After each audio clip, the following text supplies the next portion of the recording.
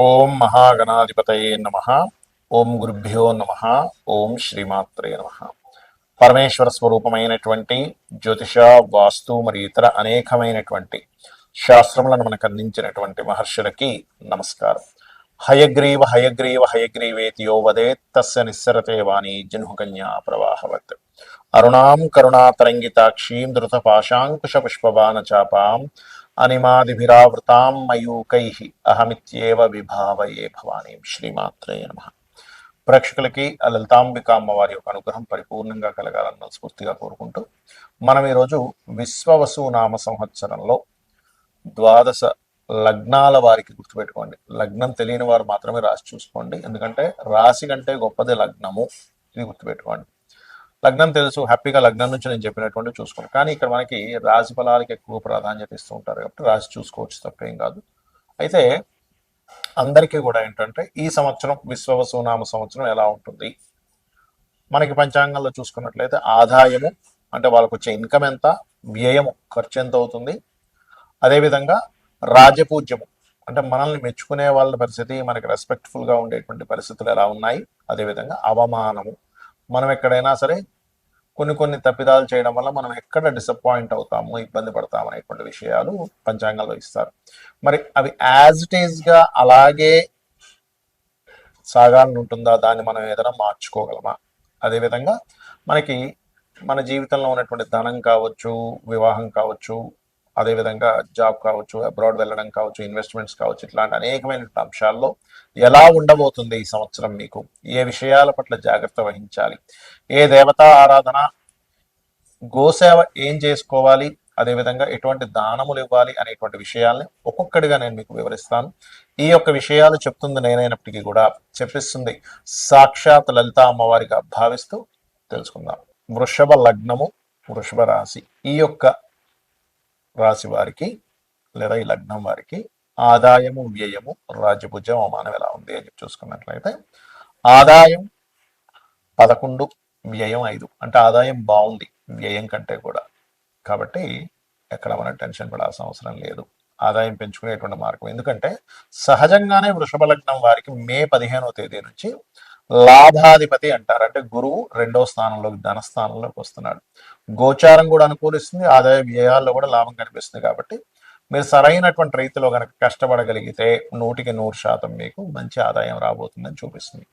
అంటే మనం కరెక్ట్గా టైం ఎక్కడ వేస్ట్ చేయకుండా చేయగలిగితే చాలా బాగుంటుంది. ఇక రాజ్యపూజ్యం, అవమానం కనుక తీసుకున్నట్లయితే ఒకరంటే ఒక మనిషిని కాదు, ఒకటి రాజ్యపూజ్యం అయితే అవమానం 3. అంటే ఒకళ్ళని మనల్ని మెచ్చుకునేవారు ఉంటే, మనల్ని ఎక్కడ తప్పు దొరికితే వీని పట్టుకుందామా అనుకునేవారు 3 ఉంటారు. కాబట్టి ఇవి ఎందుకు చెప్పుకుంటామంటే ఎక్కడా కూడా మనం తప్పు చేయకుండా అలర్ట్గా ఉండి మనల్ని మనం రక్షించుకోవడానికి ముందుగా చెప్పేటువంటి ఈ పాయింట్స్ వైజ్లో చెప్తూ ఉంటారు పంచాంగంలో. మరి దీనికి రాజ్యపూజ్యం పెరగాలంటే ఏం చేయాలి? వృషభం వారు రాజ్యపూజ్యం పెరగాలంటే కాళికాదేవి యొక్క నామస్మరణ చేయండి. ఓం కాళికాదేవి అయి నమః. సహజంగానే మీకు పంచమ స్థానంలో బుధుడుండి, పంచమాధిపతి పంచమ స్థానంలో బుధుడుండి, పంచమ స్థానంలో ఉండేటువంటి గ్రహాలు కనుక తీసుకున్నట్లయితే కేతు ఉన్నాడు. కాబట్టి మే వరకు పర్టికులర్గా మీకు గణపతి యొక్క ఆరాధన చేయడం మంచిది, మరియు విష్ణువు యొక్క ఆరాధన చేయడం మంచిది మే తర్వాత కూడా. మరి ఈ అవమానం తగ్గాలి అంటే ఎక్కువగా మెడిటేషన్ కనుక చేసినట్లయితే అవమానం అనేటువంటిది మీకు తగ్గుతుంది. మెడిటేషన్ చేయడం ఒకటి, జయ గురుదత్త, శ్రీ గురుదత్త అనేటువంటి నామస్మరణ మీకు అవమానం తగ్గిస్తుంది. సో ఇప్పుడు మనకి రాజ్యపూజ్యం, అవమానం సంబంధించిన విషయంలో మీకు క్లారిటీ వచ్చింది. ఇక మిగతా అంశాలు కనుక చూసుకున్నట్లయితే ఇందాక మనం చెప్పుకున్నట్టుగా కాస్త లాభాధిపతి లాభస్థానంలో అధిక గ్రహాలతో మీకు ఈ సంవత్సరం ప్రారంభమవుతుంది కాబట్టి అన్ని రకాల లాభాలు ఉంటాయి, don't know need to worry. కాకపోతే ఇక్కడ మే వరకు పంచమ స్థానంలో కేతు ఉంటున్నాడు కాబట్టి ఏదైనా ఆలోచన చేసేటువంటి విషయాల్లోని, సంతానం విషయంలోని మే ఎండింగ్ వరకు కాస్త జాగ్రత్తగా ఉండండి. మే తర్వాత 4లో కేతు వస్తున్నాడు కాబట్టి వృషభం వారు ఏదైనా ప్రాపర్టీ కొనుగోలు చేసేటప్పుడు చాలా జాగ్రత్తగా ఉండాలి ఈ సంవత్సరం. మీరు ఏదో తెలియక ఏదో తొందరపడి ఏదో కొనేసామండి, తర్వాత లిటిగేషన్స్లో ఉన్నామండి, అలా అయింది ఇలా అయింది బాధపడుతూ ఉంటారు. కాబట్టి ఈ యొక్క విషయాల్లో చాలా జాగ్రత్తగా ఉండాలి. వివాహ ప్రయత్నాలు సక్సెస్ఫుల్ అవుతాయి ఈ సంవత్సరం మీకు చూసుకున్నట్లయితే. మరి ఉద్యోగ సంబంధించిన విషయం ఎలా ఉంటుంది ఏమిటి అంటే, లాభంలో ఉండేటువంటి గ్రహాలు ఉద్యోగం కంటే కూడా వ్యాపారంలో మంచి ఫలితాలు ఇస్తుంది, అందులో ఎటువంటి సందేహం లేదు. అయితే ఇక్కడ రాజకీయ నాయకులు మాత్రం ఏదైనా నిర్ణయాలు తీసుకునేటప్పుడు మే లోపల ఎటువంటి తొందరపాటు నిర్ణయాలు తీసుకోకండి. రాజకీయంలో కావచ్చు, షేర్ మార్కెటింగ్ రిలేటెడ్ సంబంధించిన విషయాల్లో కావచ్చు, ప్రేమ వ్యవహారాలకు సంబంధించిన విషయాల్లో కావచ్చు ఈ జాగ్రత్తలు ఉండండి. అదేవిధంగా ఇంపోర్ట్ ఎక్స్పోర్ట్ బిజినెస్ చేసేటువంటి వారికి, విదేశాలకు వెళ్ళి ఉద్యోగం చేద్దాం అనుకునేటువంటి వారికి, ఏదైనా research pharma related, chemical related సంబంధించినటువంటివి ఏవైనా సరే కొత్తగా ఇన్వెన్షన్స్ కావచ్చు, రీసెర్చ్ మూలంగా కావచ్చు, లేనట్లయితే అదేవిధంగా మైనింగ్ రిలేటెడ్ రంగాల్లో ఉండేటువంటి వారికి కావచ్చు, మంచి అద్భుతమైనటువంటి అవకాశాలు వస్తాయి, అందులో ఎటువంటి సందేహం లేదు. అలాగే ఇక్కడ మీరు ఆ, నిర్ణయాలు ముఖ్యంగా బుధ మంగళవారాలు తీసుకోకండి దయచేసి. అదేవిధంగా గోవులకి మీరు మినుములుతో తయారు చేసి, అంటే గోవులకి కాస్త బెల్లము 4 ఉండలుగా తినిపించడము, మినప గారెలు ఆంజనేయ స్వామికి వేయడము, అదేవిధంగా గణపతిని నిత్యము ఆరాధించడం, ఇవి కనుక చేసినట్లయితే అన్ని విధాలా మీకు బాగుంటుంది. చాలా మందికి జాతక చక్రం ఉండదు, మరి వాళ్ళు ఏం చేయాలి? ఎందుకంటే వాళ్ళకి రాశి, నక్షత్రము, లగ్నం ఏమీ తెలియదు.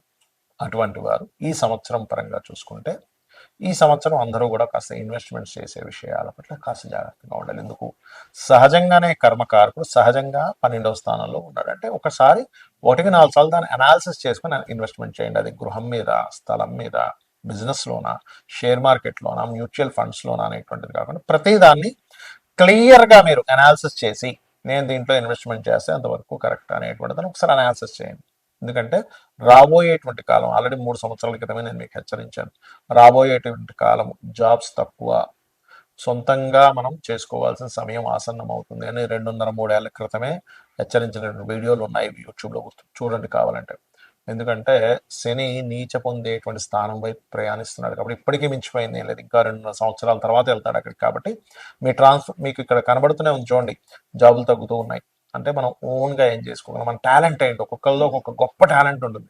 ఒక వ్యక్తికి మ్యూజిక్ వస్తే ఇంకో వ్యక్తికి చెస్ ఆడడం బాగా రావచ్చు, అందులో టీచింగ్ వెళ్ళొచ్చు. లేదా ఒక వ్యక్తి మంచి ఫుడ్, ఒక వ్యక్తి మంచి క్రియేటివిటీ పర్సన్ అయి ఉంటాడు, ఇంకో వ్యక్తి మంచి ఫైనాన్షియల్ గైడింగ్ ఇచ్చే వ్యక్తి అయి ఉంటాడు. మీలో ఉండేటువంటి టాలెంట్ ఫస్ట్ మీరు గుర్తించి ఈ వైపు మార్గాన్ని ఫస్ట్ ఎంచుకోండి. అలాగే ఎవరికైనా సరే వారికి జాతక చక్రం లేదు, మాకు తెలియదండి, మాది ఏళ్ళనాడు శని నడుస్తుందో, అర్ధాష్టమ శని నడుస్తుందో, అష్టమ శని నడుస్తుందో తెలియదు అనుకునేటువంటి వారికి ఒకటే చెప్తా, నిత్యము ఉదయము సాయంత్రము అమ్మవారికి దీపారాధన లేదా మీ ఇష్టదైవానికి దీపారాధన, పంచోపచార పూజ చేయండి. అంటే గంధము, పుష్పము, ధూపము, దీపము, నైవేద్యము.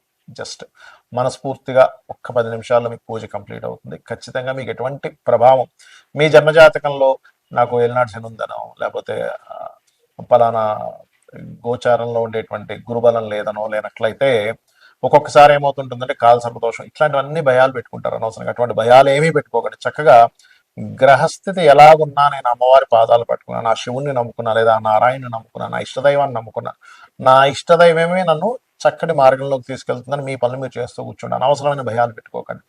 అలాగే ఇక్కడ ఒక చిన్న టిప్ ఇస్తాను ఏంటంటే, వాస్తుపరంగా ఎప్పుడు కూడా మీకు ధనాభివృద్ధి కలగాలి అంటే ఉత్తరంలో ఎటువంటి బాత్రూమ్స్, లెటర్న్స్ ఉండకూడదు. ఉత్తరంలో వైట్ కలర్ ఉండేలా చూసుకోండి. ఖచ్చితంగా మీకు 100% కూడా మీకు మీ యొక్క ఫైనాన్షియల్ గ్రోత్ పెరిగి తీరుతుంది. అలాగే ఆగ్నేయంలో కూడా వాటర్ లేకుండా కాస్త ఒక గ్రీన్ బల్బ్ ఉండేలా చూసుకోండి. ఉత్తరంలో వైట్ కలర్ ఉండేలాగా, ఈస్ట్ అండ్ ఆగ్నేయం సైడ్ కాస్త గ్రీన్ కలర్స్ ఉండేలాగా, అలాగే నైరుతిలో creamish colour or yellowish colour master bedroom ఉండేలా ట్రై చేయండి. అప్పుడు ఏమవుతుందంటే అది వాస్తుపరంగా ఎనర్జైజ్ అవుతుంది ఆ యొక్క ప్రదేశం అనేటువంటిది. అలాగే మరొక విషయం ఏంటంటే, ఇక్కడ మీరు ఈ దేశకాల సంబంధించినటువంటి విషయాలు కనుక చూసుకుంటే ప్రపంచవ్యాప్తంగా కొంత ఆర్థిక మాన్యాలు, కొంత స్టార్టింగ్లో అంటే సంవత్సరం మొదట్లో కొన్ని చిన్న చిన్న ఇవి చూపిస్తున్నాయి. ఎందుకంటే మనకి గతంలో ఏదైతే మనకి దీనికంటే విశ్వవసు నామ సంవత్సరానికి ముందు ఏదైతే క్రోధినామ సంవత్సరంలో అనవసరమైన గొడవలన్నీ జరిగాయో, ఈ సంవత్సరంలో అన్ని గొడవలు ఉండవు, తగ్గుతాయి కొంతవరకు. కాకపోతే ఈ ఆర్థిక మాన్యాలు, ఈ జాబ్ మీద ప్రభావాలు ఇవి ఉంటాయి. కాబట్టి ఈ యొక్క విషయంలో కాస్త మీరు జాగ్రత్తగా మీ లైఫ్ని ప్లాన్ చేసుకుంటారని మనస్ఫూర్తిగా కోరుకుంటూ శ్రీమాత్రే నమః.